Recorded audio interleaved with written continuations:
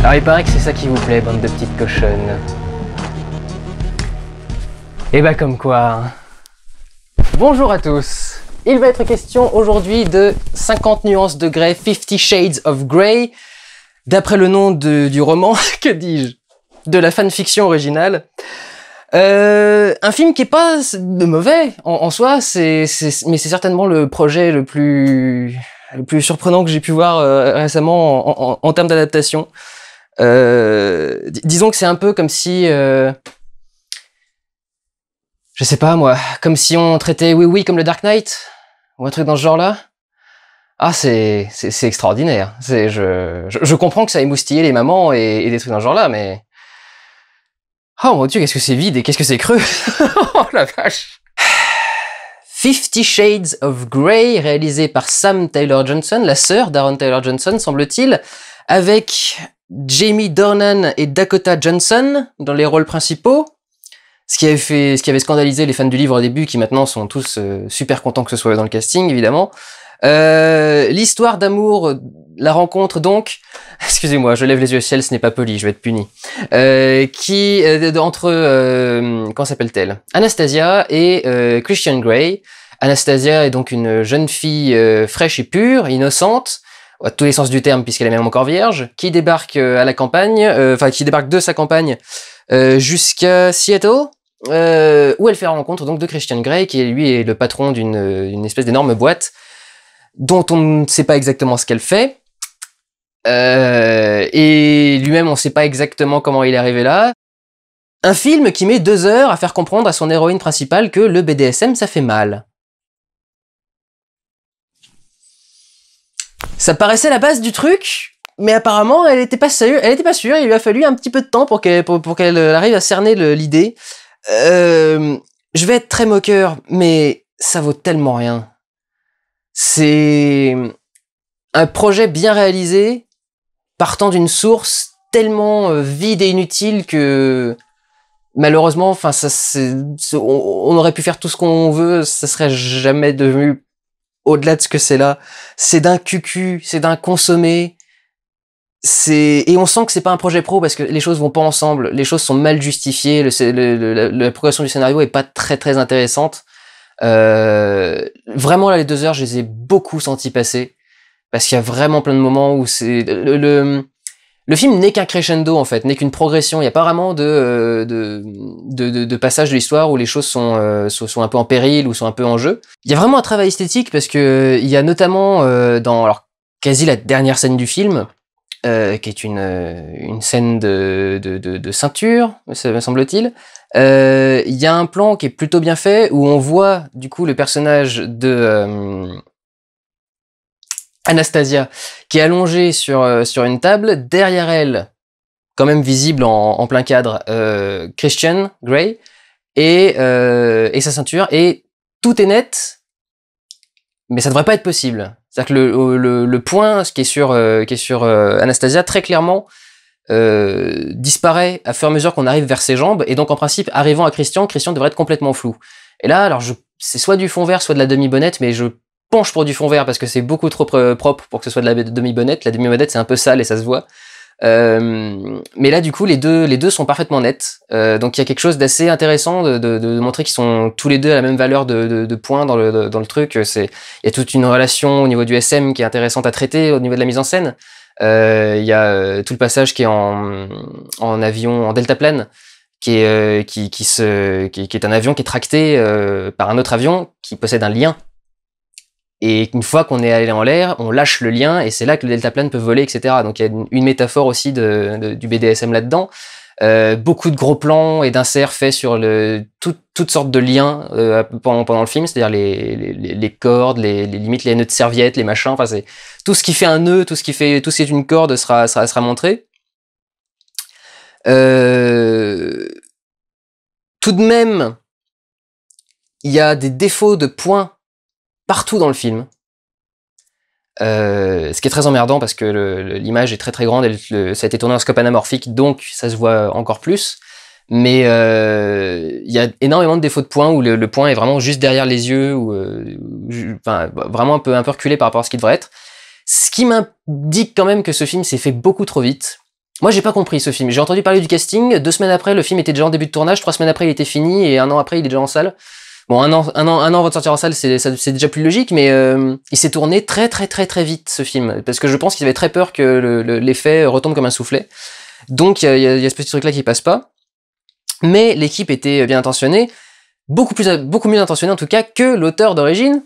Parce que pour finir sur les intentions de réalisation, Sam Taylor Johnson voulait changer la réplique de fin du film, que le dernier mot qui est prononcé dans le bouquin, c'est un truc genre non, tout bêtement. Et dans le film, elle voulait mettre le mot de sécurité, ce qu'on appelle le safe word, qui est rouge dans le bouquin, et elle voulait lui faire dire rouge, mais hors d'une situation de BDSM du coup, parce que la scène de fin n'est pas une situation de sexe.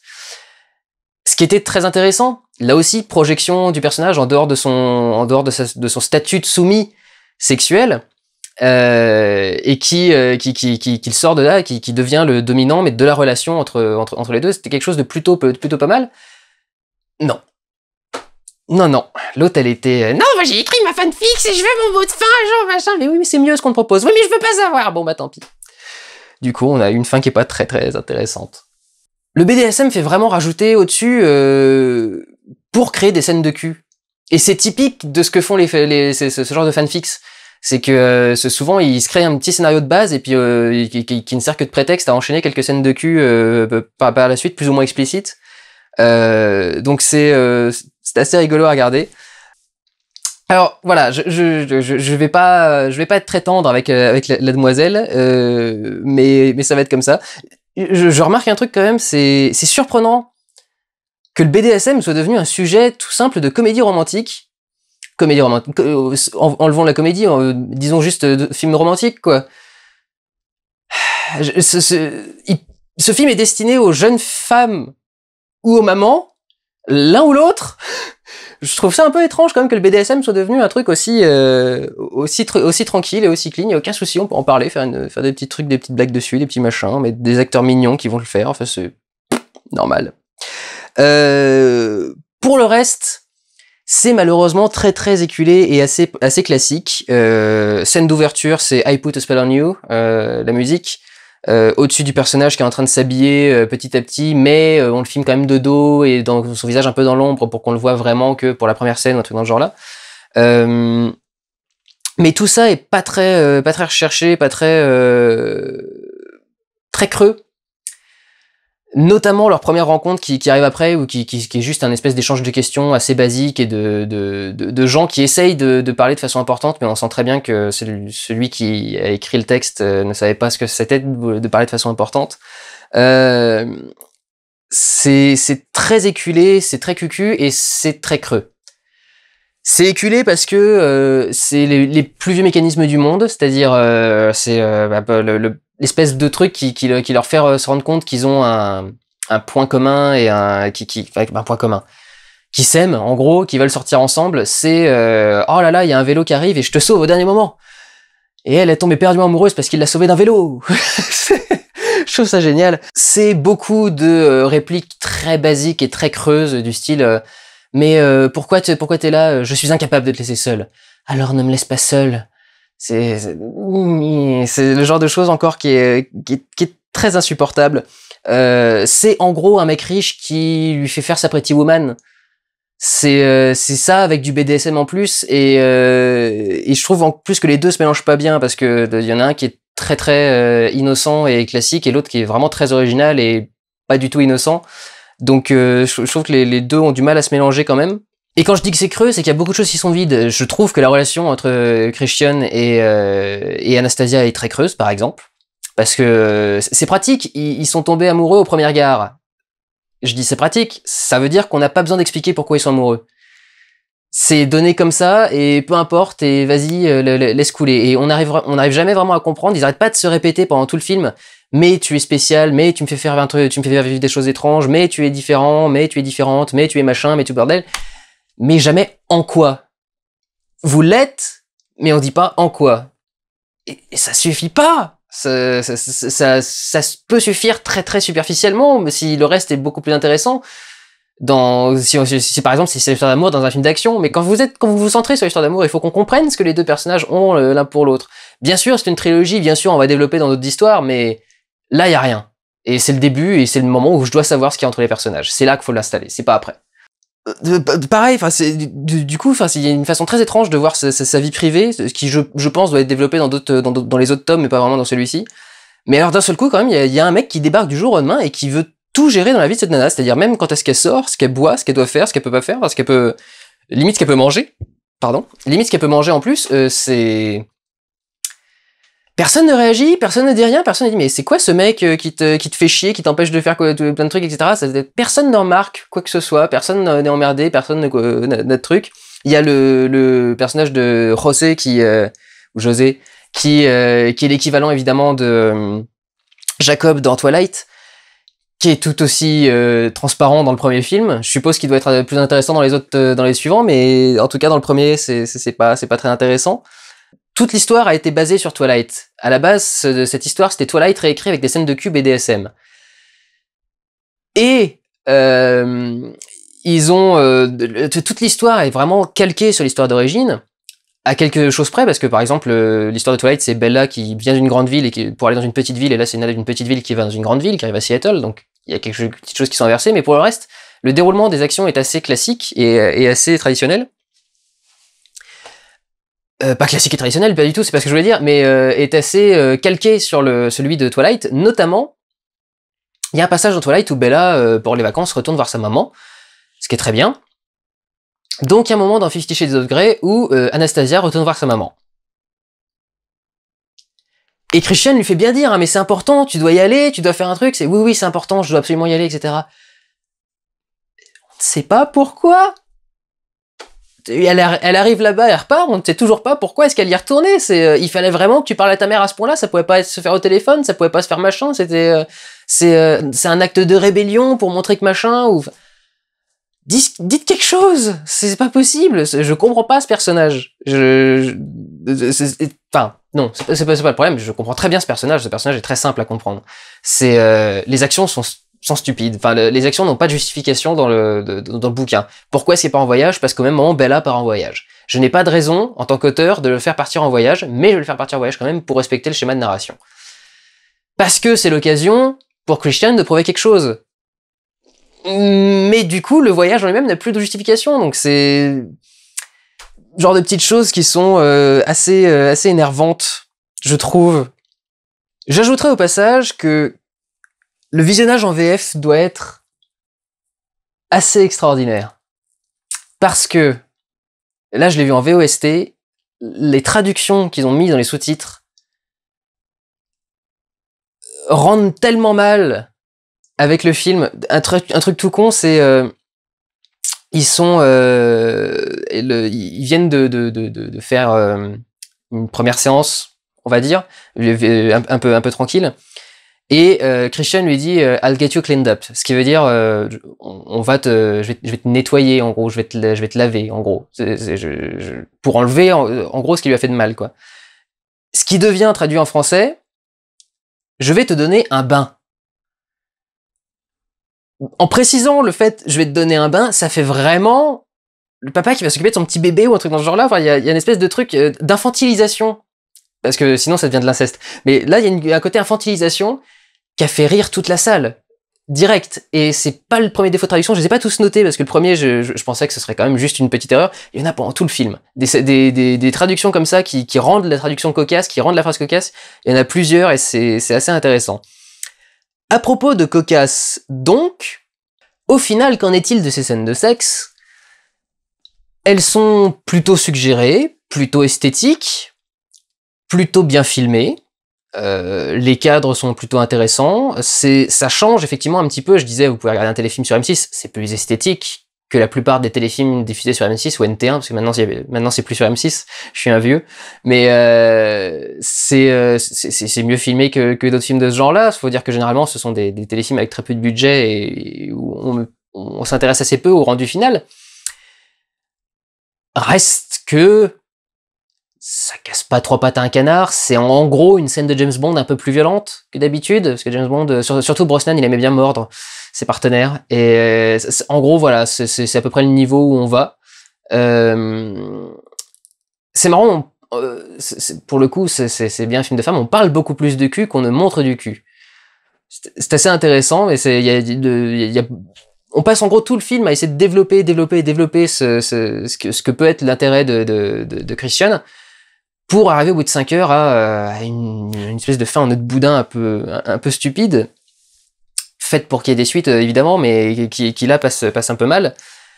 Et c'est vrai qu'en gros, le film a rien fait de spécial, notamment au niveau du SM. Moi, je viens de me faire Nymphomaniac au passage, donc là, c'est vraiment de la pisse de chat. C'est pas indécent. Le film a quand même été interdit au moins de 17 ans aux États-Unis. C'est un peu beaucoup. Moins de 12 ans en France, je dirais que c'est pas assez non plus. Faut peut-être pas exagérer. Mais le moins de 12, le problème c'est en France, c'est qu'on n'a pas d'intermédiaire entre 12 et 16. C'est quand même assez soft au final. Assez esthétisé. Les décors sont plutôt intéressants et assez recherchés, mais peut-être trop esthétisé d'ailleurs. Je trouve que ce film c'est trop clean. C'est vraiment genre, en même temps on va pas aller chercher du réalisme non plus, des trucs dans ce genre-là, mais enfin quand même c'est très très clean et c'est pas spécialement intéressant à regarder. En tout cas pas dans une salle. Je vois pas l'intérêt d'aller le voir dans une salle de cinéma. C'est vraiment le genre de truc que je verrais plutôt les gens regarder tout seuls, chez eux ou à deux à la limite pour s'inspirer. Mais là en soi pas vraiment. En plus, l'acteur principal a décidé de ne pas se montrer entièrement nu. Cela dit, il y a un gros plan braguette, ouverture, sans slip derrière, donc on voit certaines choses, mais ça reste quand même très très chaste, entre guillemets, ce qui est encore une fois vraiment surprenant. Enfin, je veux dire, il y a un déni de son sujet presque, de faire un film sur le BDSM et de rester aussi soft et aussi en surface. Un peu le même défaut, finalement, que Twilight. C'est-à-dire que Twilight pouvait proposer des histoires avec les vampires assez intéressantes, mais a décidé de se concentrer sur la romance, et bah là c'est pareil. On pourrait proposer un truc assez intéressant sur cette quête de sexualité, de BDSM et de ce genre-là, et au final on reste un petit peu sur cette espèce de romance, de surface de romance mal expliquée ou pas expliquée du tout. C'est pas très très utile quand même. J'avais envie de noter pour finir, j'ai été choqué, mais je pense que je n'ai jamais été choqué à ce point, de voir que la bande-son du film était de Danny Elfman. Elle est pourrie, mais alors, plus pourrie que ça, tu meurs. Une espèce de pop sirupeuse pourrie pour midinette. Un petit peu de Beyoncé par-ci par-là. Il y a une musique que j'ai trouvé bien, la première scène vraiment un peu SM. Il y a une musique qui marche plutôt bien avec des espèces de basses très très prononcées, un truc dans ce genre-là, mais évidemment au bout de 10 minutes, il y a une nana qui commence à venir chouiner au-dessus. Et voilà, la musique était vraiment très mauvaise, et pour ce qui est des compositions originales d'Elfman, je sais pas trop où elles sont, mais du coup ça veut dire qu'elles sont très oubliables parce que je m'en suis pas rendu compte, quoi. Et ne pas reconnaître Elfman dans une bande son, c'est quand même dommage. Ça, c'est peut-être même une indication du niveau du film, quoi. C'est insipide au point que Elfman soit irreconnaissable. C'est dommage. Bon, bref. Avec tout ça, je vais noter plein de choses et je pourrais aller dans tous les sens pour parler de plein de trucs, mais ouais, allez, on va finir là-dessus. Au moins, on n'attend pas de film. Au moins, on n'attend pas 3 films pour qu'elle se fasse dépuceler. Ça arrive à peu près au milieu de celui-ci et comme ça, c'est bien. L'histoire peut avancer tranquillement. Franchement, ça vaut le coup d'en parler à ce point-là. Ça vaut le coup d'avoir besoin de 2 salles. C'est incroyable. Bon, c'est pas mauvais. Je peux pas juger la qualité de l'adaptation n'ayant pas lu le bouquin d'origine, mais j'ai plutôt l'impression que c'est assez proche de ce qui devait être fait. Je ne recommande pas spécialement le visionnage. Si ça peut vous amuser, allez-y. Je vous conseillerais plutôt d'attendre que ça passe à la télé, voir d'autres choses, d'autres moyens un peu détournés. Après, c'est pas du mauvais travail. Ils sont encore une fois, voilà, l'équipe de cinéma était plus douée que l'auteuse d'origine. C'est assez certain. Ce qui fait pour moi un film absolument inintéressant à regarder parce que il y a de bonnes choses, mais aucun fond. Et aucun intérêt réel parce que je suis désolé, mais même pour regarder la belle gueule du personnage principal, j'en ai rien à foutre, quoi. C'est pas... ça m'intéresse pas du tout et je vois vraiment pas comment ça peut être si intéressant que ça parce que vraiment c'est sans saveur quoi, c'est sans fond. Bon voilà, je suppose que c'est un trip hein, comme d'habitude, mais c'est certainement pas le mien, ça c'est sûr. Je le reverrai pas et je considère pas que je viens de voir un chef-d'œuvre du cinéma. Prenez soin de vous, allez voir des films, ciao.